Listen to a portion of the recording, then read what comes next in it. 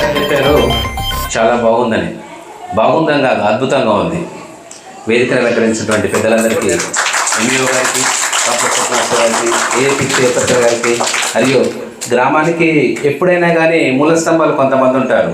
మనం ఏది అడిగినా కానీ అలా మనకు సహకారాలు అందిస్తూ ఉంటారు. అలాంటి మూల స్తంభాలు మనకు కావాలి, విద్యాదాతలు వాళ్ళు.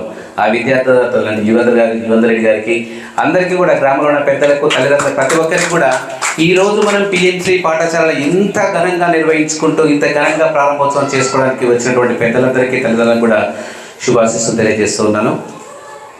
ముఖ్యంగా అన్నగారు చెప్పారు, రమేష్ గారు చెప్పారు, జిల్లాలో పిఎంసిలో ఫస్ట్ ప్రీ ప్రైమరీ పాఠశాల ప్రారంభించింది మా స్కూల్లోనే. ఒక అద్భుతంగా చేశామనుకున్నాం, కానీ ఆ అద్భుతాన్ని తలదన్నే విధంగా పరమాద్భుతంగా ఉంది ఇక్కడ పాఠశాల.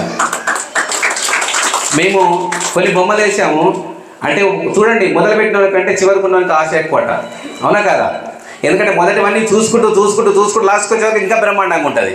మొదలుపెట్టిన వాళ్ళు అక్కడ అలాగే ఉంటుంది, లాస్ట్కి వచ్చేవరకు అద్భుతంగా ఉంటుంది. ఇప్పుడు మేము మామూలుగా ప్రారంభిస్తే ఇంకా మహాద్భుతంగా ప్రారంభించండు. మేము మామూలుగా స్ప్రే చేసాము సార్, బొమ్మలు చేశారు ఏకంగా.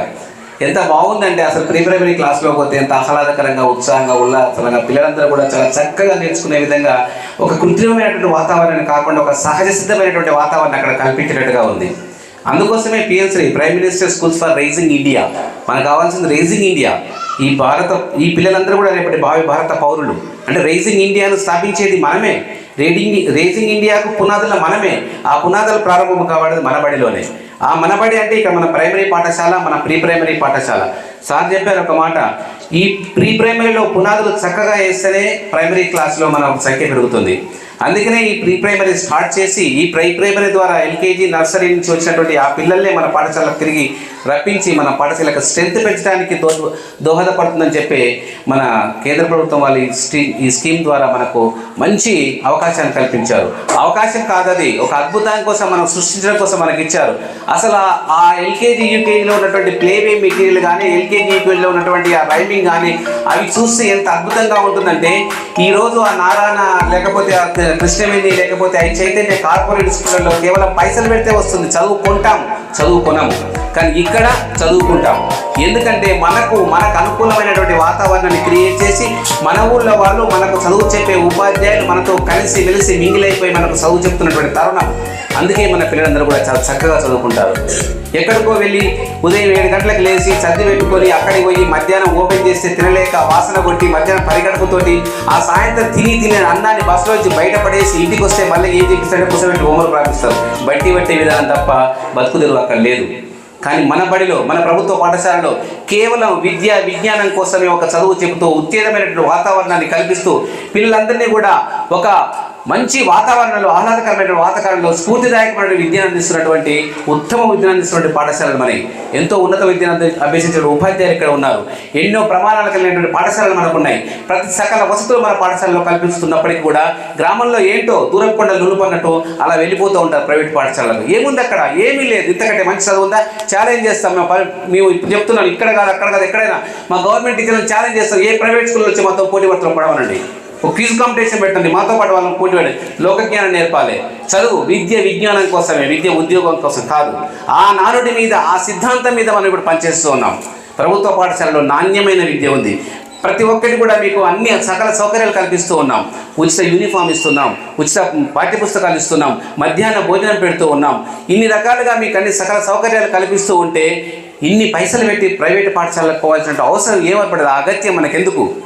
మన ఊర్లో, మన ముందు, మన కళ్ళ ముందు మన పిల్లలు మనతో పాటు కలిసి మెలిసి చదువుకోవాల్సినటువంటి సకల సదుపాయాల పాఠశాల మనలో ఉండగా దూరపు కొండలైనటువంటి ప్రైవేట్ కొండలు ఎందుకు చెప్పండి? అందుకే చెప్పండి, మీరు మన గ్రామంలో చదవాలి, మన పాఠశాలకు రావాలి, మన దగ్గర ఉండాలి. మీరు చూడండి, అక్కడ పోతే ఇక్కడ పోతే పోటీ వేసి చూడండి. మన మిత్రులు రమేష్ గారు ఉన్నారు, ఎన్నో వీడియోలు చేసి చూస్తున్నారు. ప్రతి పాఠశాలలో వాళ్ళు చేసే ఇన్నోవేటివ్ యాక్టివిటీస్ అన్ని కూడా యూట్యూబ్ ద్వారా వాళ్ళు ప్రపంచానికి అందిస్తున్నారు. చూడాలి. అవి ఏమైనా కానీ సెల్ ఫోన్ ఓపెన్ చేస్తే పిల్లలు చూస్తే వేరే ఉంటాయి. ఆ జానపద గీతాలు, ప్రైవేట్ సాంగ్స్ అవే చూస్తారు తప్ప విజ్ఞానానికి, వికాసానికి సంబంధించినటువంటి ఆ వీడియోలు మీరు చూడండి. మేము పంపిస్తూ ఉన్నాం. ఒక్కసారి రమేష్ సార్ వీడియో సాంగ్స్ అనే ఒక ఛానల్ ఓపెన్ చేసి చూడండి. అందులో ప్రైమరీ కాడ నుంచి హై స్కూల్ వరకు ఎలాంటి విద్యా బోధన చేయాలి, మన ప్రభుత్వ పాఠశాలలో ఆ పిల్లలు ఏ విధంగా వాటిని అనుసరిస్తున్నారు, ప్రయోగిస్తున్నారు, ఇన్స్పైర్ అవార్డులు కూడా సాధిస్తున్నట్టు ఘనత మనకుందని చెప్పే వీడియోలు చాలా ఉన్నాయి. అవన్నీ చూడండి. మన పాఠశాలలో ఉపాధ్యాయులు ఎంత చక్కగా బోధిస్తున్నారు, ఉత్సాహకరంగా ఉల్లాసకరంగా బోధిస్తున్నారు, ఆడుతూ పాడుతూ బోధిస్తున్నారు. ఒక టీచర్ ఉన్నాడంటే మీరు చూడండి, మీ క్లాస్లో మీ ఎల్కేజీ నర్సరీ టీచర్ చూశారు కదా, ఏం చెప్తుందామా? డ్యాన్స్ చేసుకుంటూ పాఠం చెప్తుంది. అవునా కదా? చెప్పట్లేదా? మీ క్లాస్లో మీ టీచర్లు ఒక యాక్షన్ చేసుకుంటూ, ఒక పాట పాడుకుంటూ, ఒక నటన చేసుకుంటూ మీకు పాఠాలు చెప్పట్లేదా? దేనికోసం? ఉల్లాసమైనటువంటి ఉత్సాహమైనటువంటి వాతావరణం క్రియేట్ చేయడం కోసం. ఇప్పుడు కేవలం ఇలా నేను చెప్పుకుంటూ పోతూ ఉంటూ మీరు వినుకుంటూ పోతే అక్కడ ఏమీ మిగలదు, సకలం శూన్యం. ఏం మిగులుతుందంటే నేను చెప్పేటటువంటి విషయంలో మీరు విషయగ్రహణ కావాలి. నేను చెప్పే విషయాన్ని మీరు గ్రహించాలంటే నా నుంచి మీరు నేర్చుకోవాలంటే నేను మీకు ఏదైనా గట్టిగా చెప్పాలి. ఇప్పుడు భారతదేశం ఎల్లలు ఉన్నాయి, మీరు చెప్పండి. భారతదేశ ఎల్లలు, boundaries of India, Himalayas, east Bay of Bengal, south Indian Ocean, west Arabian Sea. అవును కదా? ఇలా నేను చెప్తే మీకు పాఠం రాదు. నేను పాట పాడతాను, పాడండి, మీరు నేర్చుకోండి. వద్దన్నా కానీ మీరు జ్ఞాపకం చేసుకుంటే అందులో ఆన్సర్లు మొత్తం వస్తాయి. సోదరా ఈ దేశం నీదిరా, సోదరా ఈ దేశం నీదిరా, భాగ్యలక్ష్మి విలసిల్లే భరత భూమిరా, సోదరా ఈ దేశం నీదిరా, అవిగవిగో ఉత్తరాన హిమాలయాలు. ఆన్సర్ దొరికిందా? ఏంటి? హిమాలయాలు ఎక్కడున్నాయి? అవిగవిగో ఉత్తరాన హిమాలయాలు, దేశమాత రక్షణకై వెలసిన దేవాలయాలు, సోదరా ఈ దేశం నీదిరా. ఇట్లా బౌండరీస్ అన్నిటి మీద కూడా ఒక మంచి పాట ఉంది. నేను పిల్లలకు అదే నేర్పిస్తా. మీరు జవాబు ఎప్పుడు అడిగినా ఆ పాటకు వస్తే మీకు ఆ పాట మీరు పాట ఈజీగా నేర్చుకుంటారు కదా. ఎన్ని పాటలు నేర్చుకుంటలేరు, యూట్యూబ్లో పెట్టి అన్ని పాటలు నేర్చుకుంటారు. ఇది కూడా ఒక పాట నేర్చేసుకుంటారు. 4 సార్లు పాటిస్తే మీకు వచ్చేస్తుంది, దాంతోపాటు ఆన్సర్ వచ్చేస్తుంది. ఎగ్జామ్ హాల్లో పోతే ఒకసారి సోదర అనుకుంటే ఆన్సర్ మొత్తం వచ్చేస్తుంది.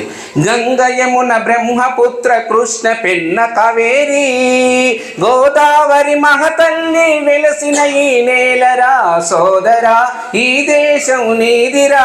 మన దేశంలో ఉన్న నదులు మొత్తం చెప్పాను, ముఖ్యమైన నదులు 7. ఆ 7 నదులు ఇక్కడ చెప్పేశాను.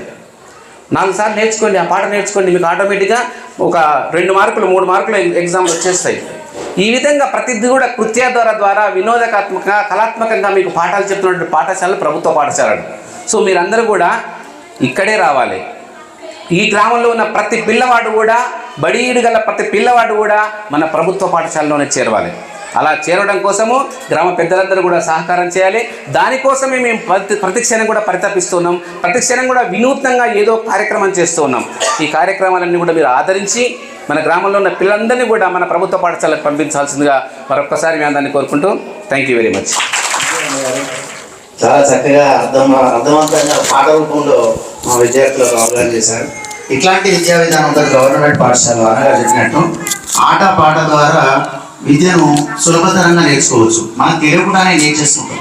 కాబట్టి ఇలాంటి విద్యా విధానం ప్రభుత్వ పాఠశాలలో అందుతుంది. అదే ప్రైవేట్ పాఠశాలకు వెళ్ళండి, గదిలో కూర్చోబెట్టి మరీ వల్ల వేసి చెప్పి 10 సార్లు 50 సార్లు వదిలించి చెప్తారు. దానివల్ల మైండ్లో ఏం ఎక్కదు, అది ఎప్పుడో నీట్ అయిపోతుంది. ఇలా చక్కగా ఆటపాట ద్వారా విద్యను మనకు తెలియకుండానే మనం నేర్చేసుకుంటుంటాం. కాబట్టి ఇలాంటి మంచి సూచనలు సలహాలు ఇచ్చినందుకు అన్నగారికి ప్రత్యేక ధన్యవాదాలు తెలియజేస్తూ